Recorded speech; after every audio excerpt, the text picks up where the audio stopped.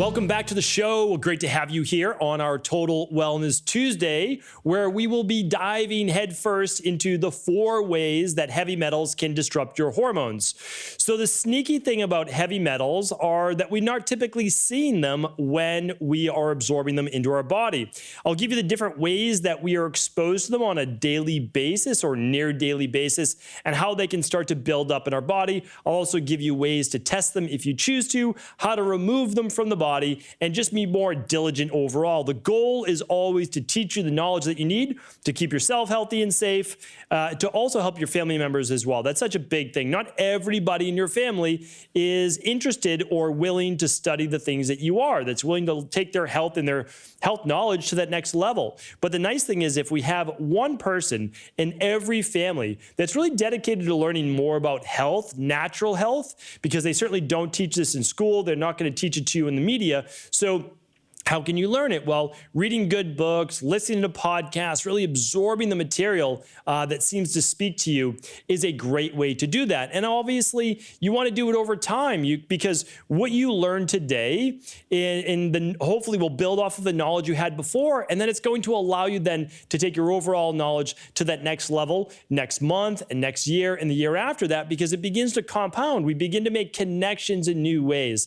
That's one of the great things I think about really diving into health. Like if you are a health practitioner, you're a health coach, or you're just someone that's interested in learning more about your health, after you've been really looking and understanding and studying it for, I would say, about 3 years, you start to just make these really amazing connections. And it's not because I think that, all of a sudden you just, you read something brand new and no, it's actually learning and looking at things from different angles. A lot of times what I'm studying and researching are things that I do already know.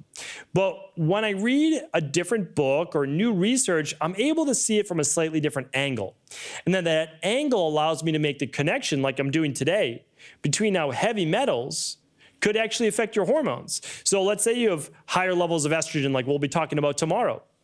Or let's say you have low levels of cortisol or high levels of cortisol. Or you have high levels of anxiety. Why would that be? Well, if you have high levels of anxiety, you might have low levels of GABA, which is a neurotransmitter, and you might have high levels of a stress hormone called cortisol, and that high level of cortisol might be coming from heavy metals. So now, all of a sudden, we have this person with anxiety, right? A mood-based issue that we think just happens in the brain, but it doesn't. It happens with the nervous system. And we now see on a neurotransmitter test this person has low levels of GABA. And we see in a hormone test that they have high levels of cortisol. And they have high levels of heavy metals. Like, okay, well, what do? Do we just give the person GABA? No, right? Do we just give them an anti-anxiety? Well, that's up to the person. It's not me to tell them to take a medication or not. Maybe they do in the short term, but not in the long term. Again, that's up to the individual. My job is to support people. That's really my job. Whatever decision you want to make is fantastic. That's why when people try to paint me into a corner of, he believes in this, he believes in that. No. I only believe in the truth. That's it. I only care about the truth. I have no dogma. I don't have a hard line in the sand. There's no stance on anything that I'm not opening my mind to. Because at the end of the day, I'm trying to move the natural health movement forward, and I'm including everybody. Now, if you have a really dogmatic stand about a diet or a supplement or whatever it might be, and you think it's one for all, like everybody needs to be doing this, well, I certainly might call that out simply because it's not the truth, right? It's not the truth. Now, if you have a good foundational protocol, that can be the truth for everyone. Like everyone needs a certain level of vitamin A, and everyone needs a certain level of vitamin D, and everybody needs a certain level of vitamin C. Like those are all truths. And the more research that you do, the more you see that, well, if you have those proper levels, it helps to boost your immune system. It helps to decrease cancer. It helps, you just can see. That's at a foundational level. But now you say, okay, I believe everybody needs to take 10 grams of vitamin C a day. Well, I'm going to call you out on that because I'll say, yeah, if you have some type of bacterial or viral or some type of overload in the body or detox is broken down, sure, you might do 10 grams of vitamin C for a week, right? Like that, or to biotolerance. But you're not going to do that every day of your life. And if someone's telling you to do that every day of your life, well, now they're talking about megadosing vitamin C, and it's probably going to cause issues in other areas, right? So supplementation is good.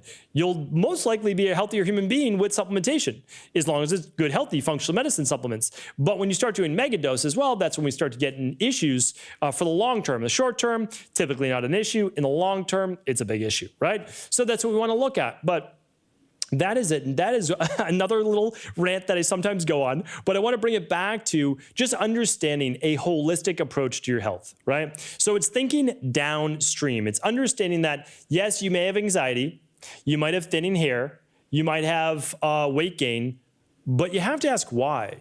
I mean, you can't just blame it on genetics. Sure, you can say inside of your genetic code, you are pre-programmed to this, this, and this. Okay, I believe it. I understand it. My question is always, did you have this when you were 6 years old?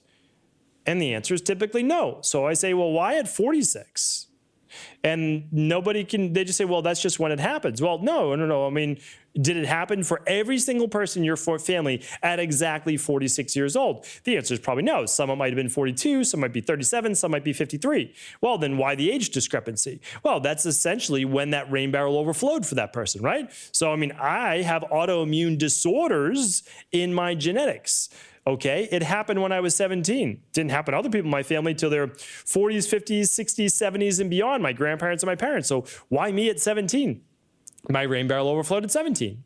And if you know my story, you understand how that happened with over 3,000 capsules of amoxicillin I was given for the 3 years previous to that, all the stress I was going through in my life at that time, like all different things. And then one morning, all of a sudden I get sick. Well, was it really overnight? No, of course not. My rain barrel had overflowed. Then the disease presented itself. Well, again, part of that is to do with toxicity. And that's, again, what I want to bring this topic back to today. So genetics always matter, but really it's what you're being exposed to, lifestyle-wise, heavy metals, toxicities, et cetera, that do matter, right? And again, if you want to know more about this, if this is kind of your first introduction, read The Rain Barrel Effect.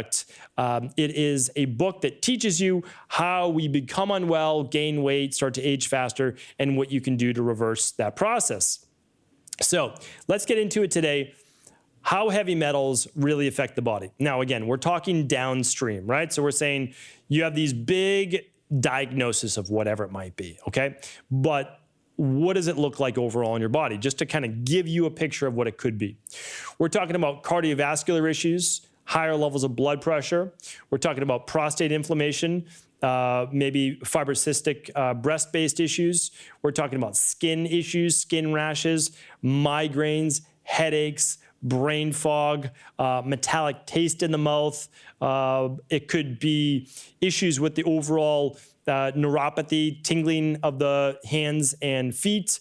It may be inability to regulate body temperature as well, cold hands and feet, digestive issues, anything to do with the hormones, blood sugar regulation, and all inflammatory-based issues such as fibromyalgia, joint pain, muscle stiffness, and autoimmune-based issues. So you might say, well, that's a really big list. And I would say, yes, it is. And heavy metals can affect all of those things. And the reason they can affect all of those things is because they cause an inflammatory nature within the body. We know that 90 plus diseases, I shouldn't say that, I should say 90% of all diseases, there are thousands of them, have inflammation as a basis for how they get worse, essentially, right? Because the inflammation actually happens typically from our body's response to the actual issue in our body, right? It finds a bacteria, it finds a virus, it finds intestinal permeability, it finds something and it goes after it, and that creates inflammation. So, but we're looking at the thing it's going after, and that's what's so overlooked in conventional medicine. They don't ask why. They honestly, there's a pathophysiology to conventional medicine. So I agree, they kind of go through the process, but they never look at the middle of the onion, right? So as integrative health practitioners, our job is to peel back the onion as far as we can with what we know in order to find out what the underlying root causes are. Those are the imbalances. And one of those imbalances are heavy metals. Now, you can test for these. This is totally optional, but you can. You can run what's called a minerals and metals test. Okay, I will link it up for you today. Today is stevencabral.com/1768. Okay, stevencabral.com/1768. Okay. So we've got that. And then there's also, and that's just a hair tissue mineral analysis. That's easy, right? That's simple. And we'll give you all the good minerals in your body as well as the heavy metals. That's a crucial one. It's part of our starter kit. Now, the other one is you can actually run a heavy metal tox screen on your body. And it's honestly as simple as, these are all at-home lab tests, a prick of the finger for a couple drops of blood, and a urine-based test. This is easy, and you mail these right in. It can be done any day of the week. And so when you mail them in, you're actually going to look at your mercury levels, your lead, you'll look at arsenic, and you'll look at these toxic metals in your body that shouldn't be there, even things like cadmium. So when we look at these, we can begin to understand as heavy metals accumulate, well, they begin to displace and disrupt our hormones, and that's what I want to talk about next. So one more piece that I wanted to add is this. Where do they come from, right? People always ask, well, where do they come from? You're being exposed with tap water, right? So if you're drinking ice cubes from places that aren't filtered water, or if you're drinking tap water, people say, oh, my tap water is clean. Well, it's probably not. It's probably not. It probably contains chlorine. It probably contains fluoride. And again, if you believe fluoride is good for your teeth, that's okay. Like, you can make that argument. Like, I could debate you on it, but I agree. Like, we can make that argument. I can make that argument with you. And that's why I keep this unbiased. But you can make an argument that consuming fluoride is good for you, right? So if you want to apply fluoride to your teeth, you can make the argument. But you can't make the argument for actually drinking fluoride. Right? I mean, that's toxic to the body. It's toxic to your thyroid. We know that. It displaces iodine. It's part of what's called a halogen group. And when you look at the halogen group of the bromine, the fluoride, and others, chlorine's in there as well, you can see the molecular weight. And this, I don't want to get too deep into biochemistry, but basically, since it has a different molecular weight, it's able to displace that iodine. All right, so when we look at this, what I want to share with you is that the heavy metals, when coming from tap water, get consumed, so they go into the intestines, and they move into the bloodstream. And that is when they can cause hormonal damage as well. Or how about the cooking pans and pots and spatulas, utensils? If you're using aluminum-based pans, that's a big issue. Foods with all their different preservatives, and foods in general could have arsenic and cadmium, especially a lot of baked goods. Then we've got industrialization. We've got smokestacks and pollutants being spewed up into the atmosphere, which are raining down to our seas. And now we have more mercury coming from fish, right? So we have that to worry about. And again, I have a podcast on the fish that are highest in mercury, because there are actually low mercury fish, right? So we don't have to throw them all out, right? We can actually do better with our environment, and we can still eat some fish. Mercury amalgams in our teeth is just one more.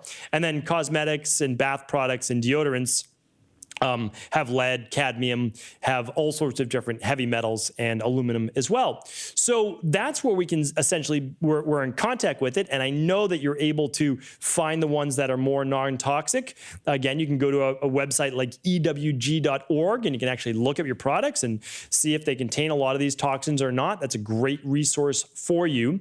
And then you can begin to understand that there are levels to this, right? There are levels to getting well. And that's why I tell people, just straight up, straightforward, if you're not well right now, if you can't lose the weight, if you feel like you're aging at a faster rate, I'm not denying those symptoms. You feel those, and they're real. They're absolutely real. But there's always an underlying root cause, and there's always an answer.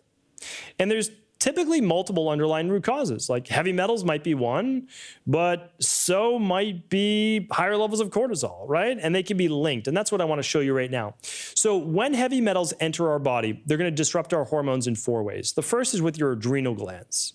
Now, how do they disrupt the adrenal glands? Well, they actually fire and stimulate the release of catecholamines. So catecholamines are essentially cortisol, right? So when you increase catecholamines and you increase cortisol, you're increasing stress hormones. So when we increase these inside of our body, not just catecholamines, I should say others as well, so it increases norepinephrine, epinephrine, and glucocorticoids like cortisol. What happens is then we are more in a fight or flight. If we're more in a fight or flight, what happens is we begin to then slow thyroid production. We begin to slow progesterone production, predominantly in females. And that can then dysregulate the hormones of the body, causing infertility, probably part of the worst, and then causing other issues, potentially like PCOS, as well as premenstrual based issues and symptoms as well, like estrogen dominance. So that's really important. The other part of it is that it's very difficult to turn off that HPA axis, the hypothalamus pituitary adrenal axis. When you have heavy metals in the body, there's this inflammatory response, and that can affect sleep. And if we affect sleep, well, what's going to happen? We start to get more run down. We start to get more tired. Our immune system suffers. So that's a big one to look at, heavy metals affecting the adrenal glands. Up next is the pituitary gland. Now, how heavy metals affect the pituitary gland, it actually changes the secretory levels. It simply means the levels that are secreted of prolactin, of TSH, which is, so let's look at prolactin first. Let's break this down a little bit more. If we're wondering why we have abnormal levels, especially in women, of estrogen and progesterone, we have to look at luteinizing hormone, we have to look at prolactin, we have to look at other hormones in the body. If we have dysregulated levels of thyroid, not enough or too much, we have to look at what comes first, and that's thyroid stimulating hormone. Well, all of these are actually told what to do, literally told what to do by the pituitary gland. So the pituitary gland gets its orders from the hypothalamus, and the pituitary gland then signals everything else in the body, all these other glands like the adrenals, the thyroid, and the gonads as to what they are supposed to do, right? So the testes in males and the ovaries in women. So if that, again, if we are exposed to chronic levels of toxic heavy metals, we can begin to have disruption in our endocrinology, which is the hormones of our body.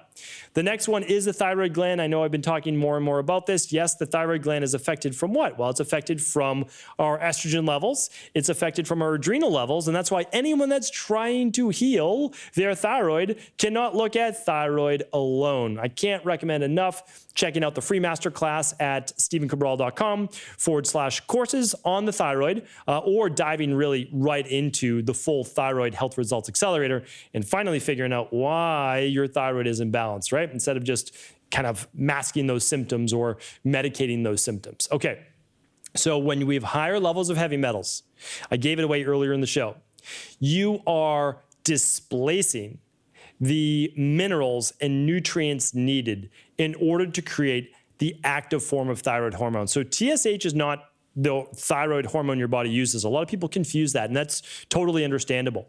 But your body uses predominantly activated T3, active T3. And that's activated inside of essentially your liver. It's other cells as well, but mainly your liver.